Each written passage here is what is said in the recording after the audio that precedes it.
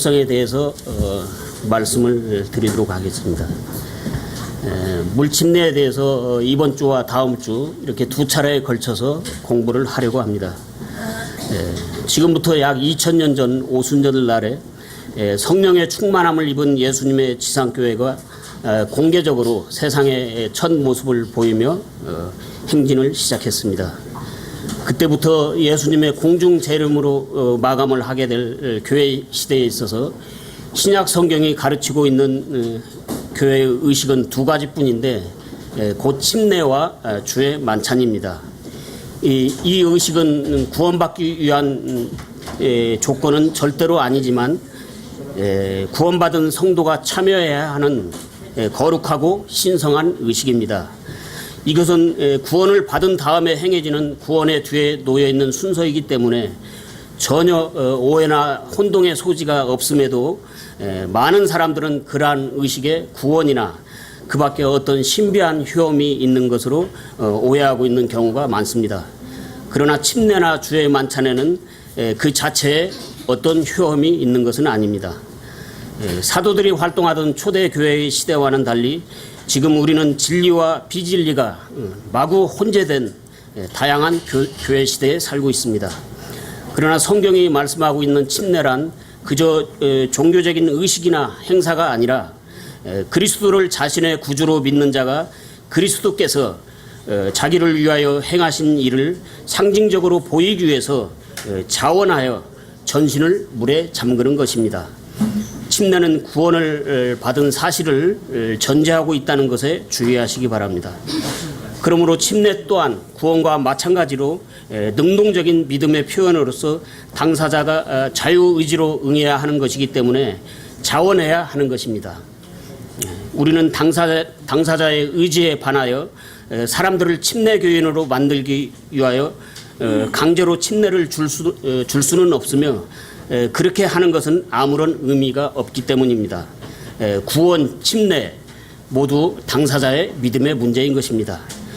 그러나 복음을 전혀 들어보지도 못한 죄인이 자발적으로 예수님께 나와서 구원해달라고 하는 경우가 거의 없듯이 침례 또한 예수 그리스도를 갓 영접한 사람이 아직 구원의 확신을 갖지도 못한 상태에서 침례의 영적인 의미나 그 중요성을 알고 자발적으로 요청하는 경우 또한 거의 없으므로 우리는 먼저 그가 구원을 확신할 수 있도록 우선 믿음을 세워주는 것이 필요하며 그런 다음에 그에게 침례의 중요성을 알려줘야 합니다. 침례는 자기의 마음 안에서 내적으로 일어난 구원이라는 놀라운 사실을 외부를 향해서 객관적으로 공표하고 입증할 수 있는 유일한 방법이기 때문입니다. 다만 성경적으로 가장 이상적인 침례를 예로 들 수 있다면 사도행전 8장의 에티오피아 내시의 경우인데 내시는 구원을 받은 후에 곧 본인이 스스로 침례를 받겠다고 먼저 요청했기 때문에 예외적인 것으로 보일 수가 있지만 침례에 담겨있는 영적인 의미를 생각해 본다면 사실은 구원받은 당일에 곧바로 침례를 받는 것이 논리적으로도 가장 합당하고 이상적인 것입니다. 그러나 신약 성경에는 항상 구원받은 당일에 침례가 베풀어졌던 것입니다. 유대교 신자였던 에티오피아 내시는 이스라엘을 오가며 이스라엘 백성들이 침례를 받는 장면을 봐왔을 것이므로 이미 그는 침례에 대한 정보를 가지고 있었을 것이라고 우리는 미루어 짐작할 수 있습니다. 그래서 내시는 예수님을 주님으로 영접한 후에 자신이 구원받은 사실이 너무나도 명확하고 분명했기 때문에 빌립이 침례를 가르쳐주지 않았음에도 그는 빌립에게 침례를 베풀어달라고 요청을 할 수가 있었던 것입니다. 오순절 날에 구원받은 3,000명의 이스라엘 백성들, 이방인인 고넬료, 빌립보 감옥의 간수 등등 이처럼 신약 성경에는 구원받은 당일에 침례가 베풀어졌다고 기록되어 있습니다. 이외에도 더 있습니다만 제일 늦게 침례를 받은 사람은 사도 바울이었는데 다마스쿠의 도상에서 부활하신 예수님을 뵙고 충격을 받은 바울은 3일 후에 아나니아라는 사람에게 침례를 받았다고 사도행전 9장에 기록이 되어 있습니다. 이처럼 교회 초기 시대에는 성령님께서 폭발적으로 역사를 하셨기 때문에 그런 일이 가능했을 것이라고 생각을 합니다. 현 시대에도 성령님께서 그때처럼 역사를 하신다면 얼마든지 가능하다고 믿습니다. 그러나 지금 이 시대에 와서 우리의 영적인 상황이나 현실은 그때와는 많이 다릅니다. 구원의 확신을 갖는 데만 해도 상당한 시일을 요하고 있습니다. 그럼에도 우리는 우리 믿음의 눈을 성경에 고정해야 합니다. 우리의 영적인 풍토와 현실에 위축되지 말고 침례에 대해서 성경이 말씀하고 있는 바를 논리적으로 생각해 보시기 바랍니다. 침례는 구원을 받은 성도가 맨 먼저 순종해야 할 명령입니다.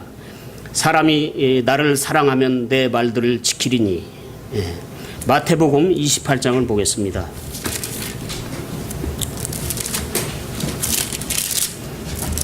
마태복음 28장 19절에서 20절입니다. 그러므로 너희는 가서 모든 민족들을 가르치고 아버지와 아들과 성령의 이름으로 그들에게 침례를 주며 무엇이든지 내가 너희에게 명령한 모든 것을 그들에게 가르쳐 지키게 하라. 보라, 내가 세상의 끝까지 항상 너희와 함께 있느니라 하시니라. 아멘.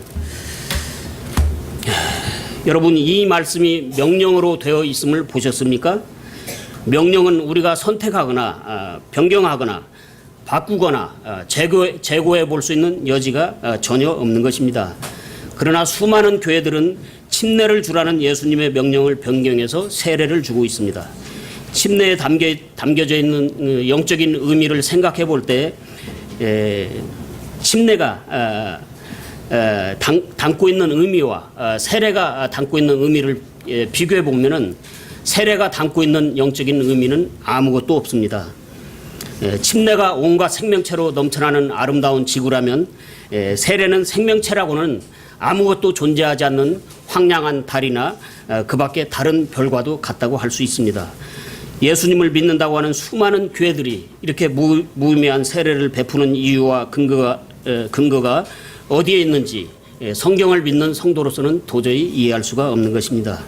성경이 말씀하고 있는 바를 논리적으로 따져봐도 그렇고 예수님의 명령이기 때문에도 이 침례를 다른 방식으로는 변경할 수가 없는 것입니다. 그러한 까닭에 침례를 믿는 성도들은 그 시베리아의 극한 상황에서도 추위를 무릅쓰고 침례를 주는 것입니다. 그러므로 침례 대상자가 침례받을 준비만 되어 있다면, 그리고 교회에 침례탕이 준비되어 있다면 침례는 빨리 행할수록 좋은 것입니다. 그것은 침례를 제정하신 예수님께 대한 순종의 문제이기 때문에 그렇습니다. 다만 우리의 영적인 현실과 준비는 항상 성경 말씀에 미치지 못한다는 것이 문제입니다. 그러므로 우리는 우리의 현실을 고려하지 않을 수가 없습니다.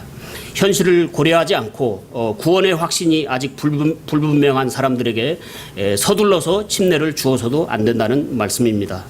침례는 자기가 구원받은 사실을 자기보다 먼저 구원받고 침례에 순종한 사람들 앞에서, 즉 교회 앞에서 객관적으로 공표하는 것이므로 당사자의 자발적인 순종이 있어야 하기 때문입니다.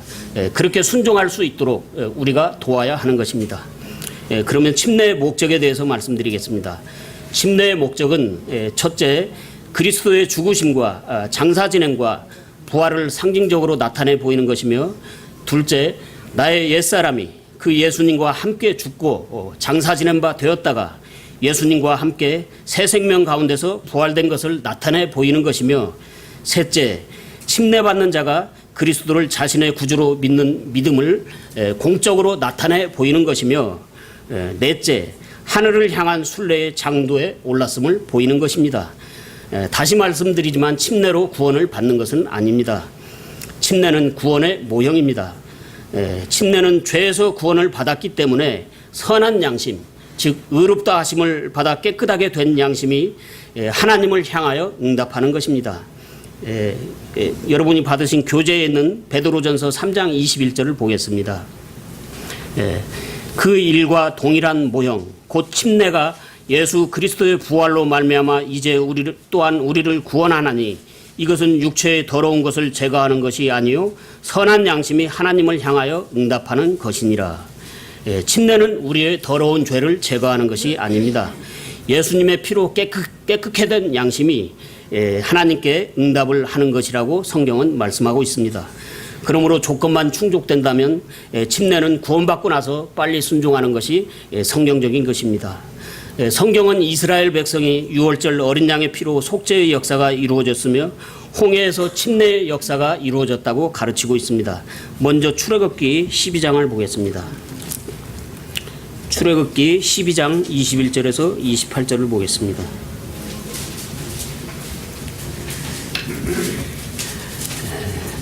그때 모세가 이스라엘의 모든 장로들을 불러 그들에게 이르되 나가서 너의 가족들에 따라 너희를 위해 어린 양을 취하고 그 유월절 어린 양을 죽이고 우슬초 한 묶음을 가져다가 대야에 담은 피에 그것을 적셔서 대야에 있는 피를 문의 임방과 양옆 기둥에 뿌리고 아침까지 너희 중 한 사람도 자기 집 문 밖에 나가지 말지니라. 주께서 두루 지나가시며 이집트 사람들을 치실 때 문의 임방과 양옆 기둥의 피를 보시면 주께서 그 문을 넘어가시고 파멸시키는 자가 너희 집에 들어가 너희를 치지 못하게 하시리라. 너희는 이것을 너와 네 아들들에게 규례로 삼아 영원토록 지킬 것이요 이후에 주께서 약속하신 대로 그분께서 너희에게 주실 땅에 너희가 들어갈 때와 이 예식을 너희가 들어갈 때에 이 예식을 지킬 것이니라. 이후에 너희 자녀들이 너희에게 이르기를 이 예식이 무엇을 뜻하나이까 하면 너희는 이르기를 그것은 주의 유월절 희생물이니라. 그분께서 이집트 사람들을 치실 때 이집트에 있던 이스라엘 자손의 집을 넘어가사 우리의 집을 건져 주셨느니라 하라. 하매 백성이 머리 숙여 경배하니라. 이스라엘 자손이 물러가서 그대로 행하되 주께서 모세와 아론에게 명령하신 대로 행하니라. 이렇게 이스라엘 백성들을 구원하신 것은 어린 양의 피였지 홍해의 물이 아니었습니다. 피를 통해 구원을 받고 물을 통해 침례를 받은 후에 그들은 약속의 땅을 향해 새로운 여행을 출발했던 것입니다. 이것은 정확한 신약의 그림자입니다. 하나님의 어린 양 예수 그리스도의 보혈로 죄들을 용서받은 성도들이 침례를 받음으로 세상과 옛사람에 대하여 작별을 구한 후 하늘에 있는 도시를 향하여 순례길을 새롭게 출발하는 것으로 그것을 상징적으로 보여주는 것입니다. 히브리서 11장 16절을 보겠습니다.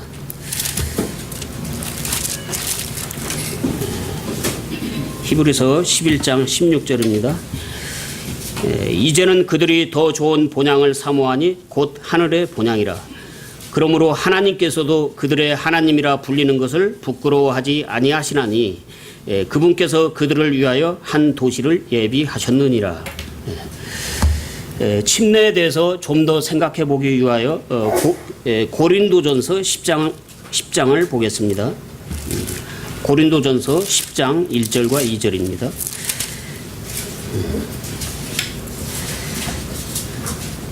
또한 형제들아 나는 이것을 너희가 모르기를 원치 아니하노니 곧 우리 조상들이 다 구름 아래에 있고 모두 바다를 지나가며 모두가 구름과 바다 속에서 모세에게로 침례를 받고 모두가 구름과 바다 속에서 여러분 위에 있는 구름도 물이요 아래에 있는 바다도 물입니다. 물과 물 사이 이스라엘 백성들은 물 속을 지나온 것입니다. 이스라엘 백성들이 물 속에서 세례를 받았습니까? 고린도전서 10장은 그들이 파라오에게서 구원을 받은 다음 홍해에서 침례를 받았다고 가르치고 있습니다. 이 얼마나 놀라운 진리입니까? 여러분 침례는 죽음을 상징하고 있는 진리입니다. 제가 그것을 좀 더 분명히 여러분에게 증명해 보이도록 하겠습니다. 자, 침례가 구원받은 성도들에게 적용되었을 때는 우리 옛사람의 죽음을 의미하는 것입니다. 이것은 다 아시죠? 그러나 침례가 구원을 받지 못한 사람들에게 적용될 때 침례는 실제 죽음의 예시로 적용이 되는 것입니다. 여러분 이스라엘 백성들을 추격해오던 이집트의 파라오와 수많은 군사들은 홍해에서 침례를 받음으로 모두 다 그대로 죽음을 당하고 말았습니다. 그들도 분명히 침례를 받기는 받았습니다. 그러나 그들이 받은 침례는 죽음의 침례였던 것입니다. 이해가 되십니까? 이처럼 침례는 죽음을 나타내고 있습니다. 그런데 이것은 지금 신약 시대에도 그대로 적용이 되고 있습니다. 예수님께서 사랑하시는 성도 여러분, 구원받지 못한 사람이 교회 안에서 구원받은 성도들과 함께 예배도 드리고 교제도 할 수 있고 또 찬양대로 헌신할 수도 있고 또 그와 같은 상태에서 침례를 받을 수도 있지만 영원한 생명을 받지 못한 상태에서 침례를 받는다면 그것은 이집트의 군사들과 조금도 다름이 없는 것입니다. 여기서 굳이 말씀을 드린다면 이집트의 군사들은 구원받지 못한 사람들이 침례받는 것을 보여주는 것이라고 말할 수도 있는 것입니다. 침례의 영적인 의미가 얼마나 깊고 놀랍습니까? 여러분은 성경이 명령하고 있는 바에 따라서 구원을 받은 후에 침례에 순종했습니까? 아니면 구원을 받지 못한 상태에서 파라오의 군사들처럼 침례를 받은 사실은 없습니까? 만약에 구원을 받지 못한 상태에서 먼저 침례를 받고 나중에 구원을 받았다면 그런 사람들은 어떻게 해야 할까요? 그러니까 구원과 침례의 순서가 뒤바뀐 경우는 어떻게 하면 됩니까? 간단합니다. 다시 간증하고 침례를 받아야 합니다. 그리고 또 하나, 옛날에 엉격결에 침례를 받았는데 그때나 지금이나 구원의 확신이 없다면 그런 사람들은 정확히 예수님을 영접하고 분명한 구원의 확신을 가진 후에 다시 침례에 순종을 해야 합니다. 교회사를 보면 우리와 같은 그런 믿음을 가진 성도들이 아나베프티스트라는 별명을 얻게 된 동기가 있는데 그것은 다시 침례를 주었기 때문입니다. 그들은 성경적으로 옳지 않은 방법으로 침례를 받은 사람들에게 그들의 구원 여부를 확인한 뒤에 다시 침례를 주었기 때문에 재침례 교도라는 별명을 얻은 것입니다. 예수님께서 사랑하시는 성도 여러분, 구원을 받지 못한 상태에서 받은 침례는 영적으로 아무런 의미가 없습니다. 그것은 대중 목욕탕에서 탕 속에 몸을 담근 것과 아무 차이가 없습니다. 이렇게 침례의 의미를 깊이 묵상해 보면 침례는 단순히 이 교회의 의식으로만 주어진 것이 아니라는 생각이 듭니다. 온몸이 물속에 잠겼다가 다시 일어나는 단순한 방법이지만 침례는 하나님께서 제정하신 놀라운 영적 장치입니다. 내일부터 시작되는 이번 수양회 때 침례식이 있습니다. 성경적인 방법으로 침례를 받지 않았거나 구원받고 나서 아직 침례에 순종하지 않으신 분들은 사람들의 눈치를 보거나 부끄럽게 생각하지 마시고 구원받은 사실을 성도들 앞에서 간증하고 첫 순종인 침례에 순종하시기 바랍니다. 구원받은 것은 자랑스러운 것이요 침례받는 것 또한 매우 자랑스러운 일입니다. 성도들이 받는 침례는 부끄러운 것이 아니라 우리의 믿음을 과시하는 위풍당당하고 자랑스러운 것입니다. 구원을 받은 사람은 침례로 하나님께 영광을 돌려야 합니다. 하나님께서는 여러분에게 영광을 받아야 할 권리가 있습니다. 성경을 보면 이미 침례를 받은 사람에게 다시 침례를 베푸는 장면이 나오는데 사도행전 19장을 보겠습니다.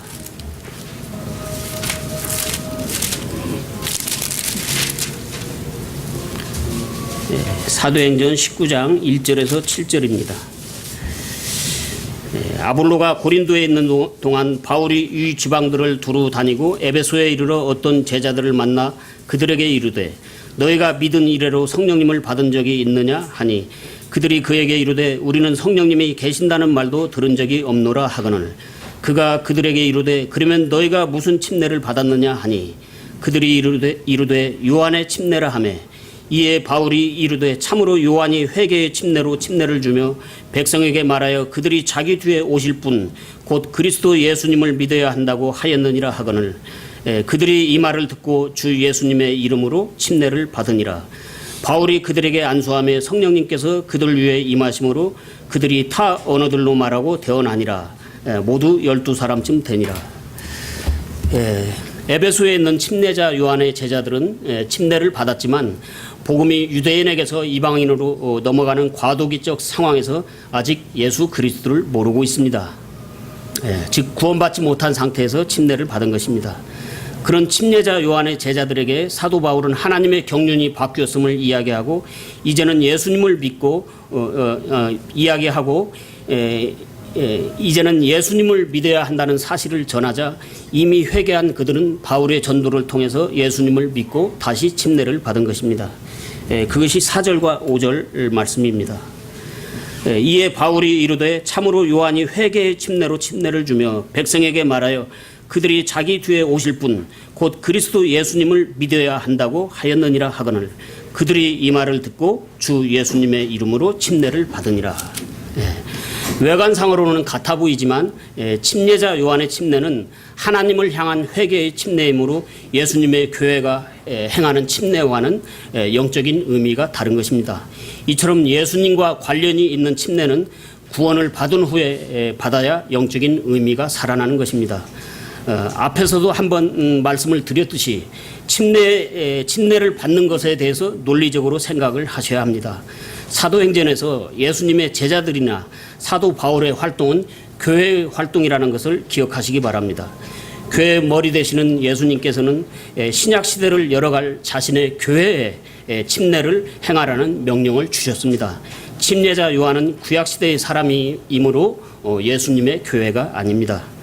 다시 정리하면 첫째, 침례는 그리스도의 죽음과 장사지능과 부활을 나타내고, 둘째, 침례는 그리스도인의 옛사람과 세상과의 작별을 나타내고, 셋째, 침례는 그리스도에 대한 믿음을 나타내고, 넷째, 침례는 그리스도인의 하늘에 있는 본향을 향한 새로운 출발을 나타내고 있습니다. 그러나 이 모든 것은 구원이라는 첫 단추가 제대로 끼워졌다는 것을 전제로 하고 있는 것입니다. 이렇게 놀라운 사실을 담고 있는 침례를 진리를 어떻게 사탄이 보고만 있겠습니까? 침례 변경에 대해서 말씀드리겠습니다. 교회 역사상 사도시대 후에 침례에 대한 교리 및 의식이 변형되었습니다. 그러면 목적의 변경에 대해서 보겠는데요.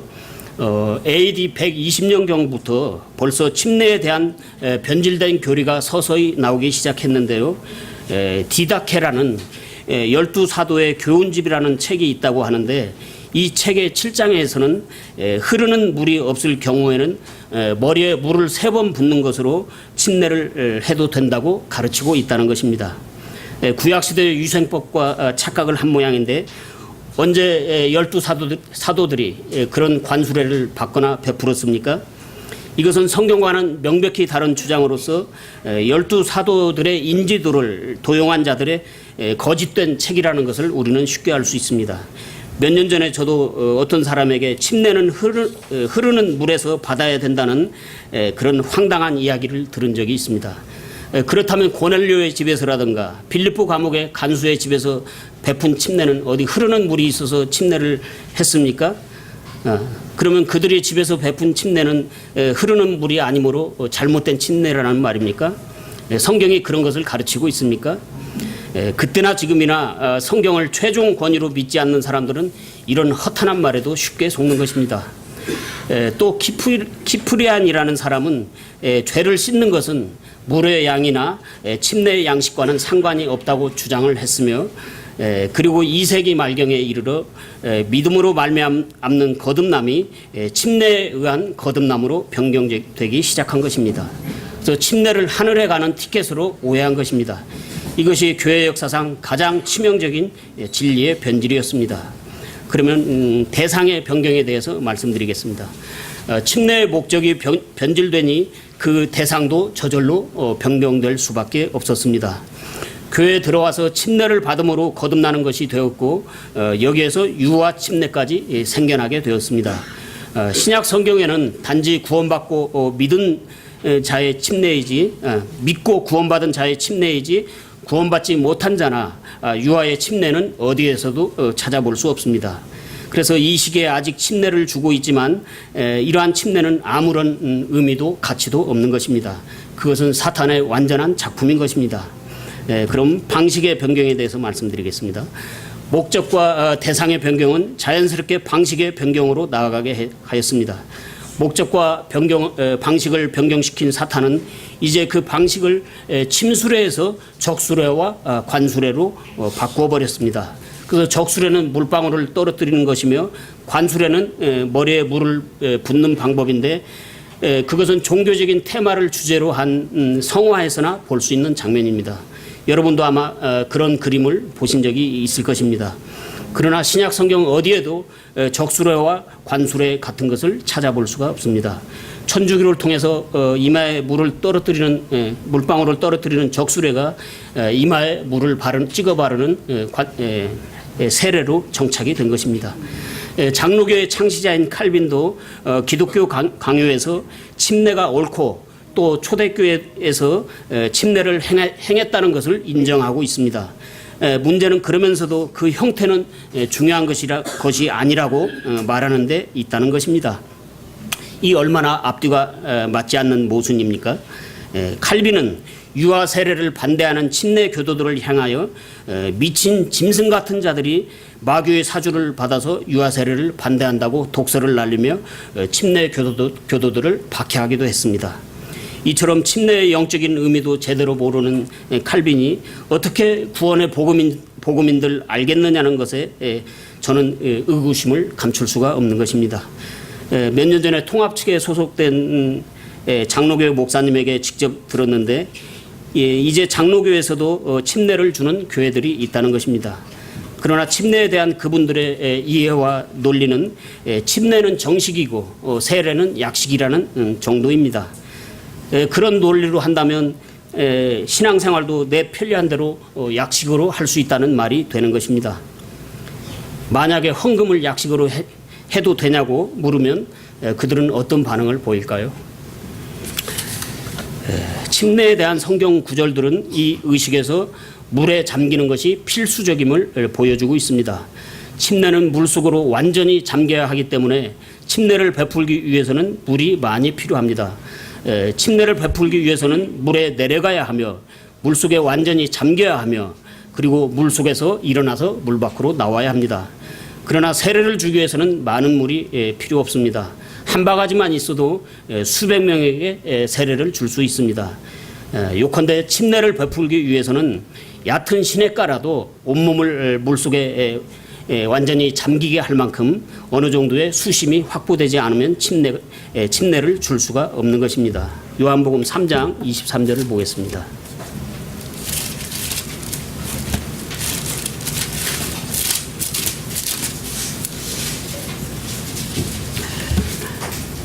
요한도 살림에 가까운 에논에서 침례를 주니 이는 거기에 많은 물이 있었기 때문이더라. 또 그들이 와서 침례를 받으니 예수님께서 사랑하시는 성도 여러분, 침례자 요한, 성경은 이 요한이라는 사람의 이름 앞에 왜 굳이 침례라는 용어를 붙이고 있는지 그 의미하는 바가 무엇인지를 생각해 보신 적이 있습니까? 칼빈의 예정론이 성경에 존재하지 않는 것처럼 세례 또한 성경 안에 존재하지 않습니다. 그러면 세례 요한과 침례 요한이 동일 인물입니까? 아닙니다. 세례를 믿는 사람들이 세례 요한을 아무리 침례자 요한과 동일 인물이라고 주장한다고 할지라도 그것은 진실이 아닙니다. 세례 요한이라는 인물은 성경에도 인류의 역사에도 결코 존재한 적이 없었던 인물입니다. 세례 요한은 세례를 믿는 사람들이 창조한 가상의 인물로서 세례를 믿는 교회들과 성화 속에서만 존재하는 가상의 인물인 것입니다. 성경이 왜 요한을 굳이 침례자 요한이라고 부르고 있는지 이해가 되십니까? 사도 요한과 구분하기 위해서 그런 것이 아닙니다. 결코 그런 것이 아닙니다. 하나님께서는 가상의 인물인 세례 요한과 실제 인물인 침례자 요한을 철저히 분리하시기 원하시기 때문입니다. 하나님께서는 침례와 세례가 섞이는 그런 더러운 현상을 추후도 용납하지 않으시겠다는 것입니다. 침례자 요한, 성경이 이렇게 침례를 요한의 이름 앞에 고정시켜 놓은 것은 비진리인 세례를 결탄코 용인하지 않으시겠다는 성경의 저자이신 하나님의 의지가 나타나 있는 것입니다. 이렇게 하나님이 묶어놓은 것을 사람이 분리하거나 바꿀 수 없습니다. 침례자 요한, 그는 회개의 침례를 베풀므로 예수 그리스도의 침례와 저와 여러분의 침례를 예비한 사람이었습니다. 깊이 묵상해 보시기 바랍니다. 다음은 성령 침례를 말씀하고 있는 것인데요. 성령 침례는 예수님을 믿음으로 영접하는 순간 즉시 받는 것입니다. 로마서 6장을 보겠습니다.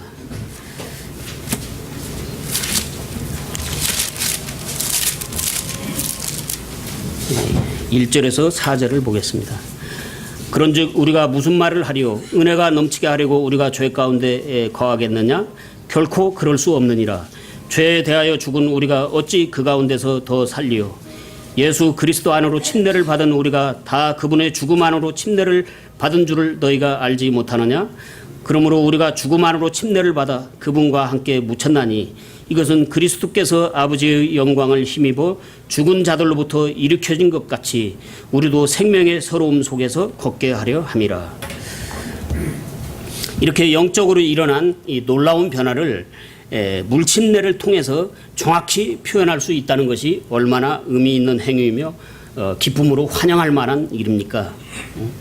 침례는 장엄하고 거룩하며 아름다운 믿음의 고백이요 하나님께 영광을 돌리는 믿음의 귀한 행위입니다. 또 침례는 영적인 세계를 향해서는 하나님의 천사들과 마귀와 그의 천사들에게 내가 하나님이 되었다는 사실을 당당하게 과시하는 것이기도 합니다.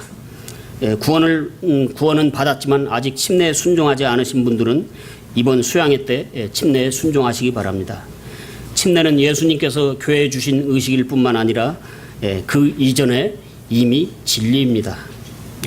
이상으로 마치겠습니다. 이 교재는 다음 주에도 사용할 것이니까 성경 갈패에 꽂아 놓으셨다가 다음 주에도 가져오시기 바랍니다.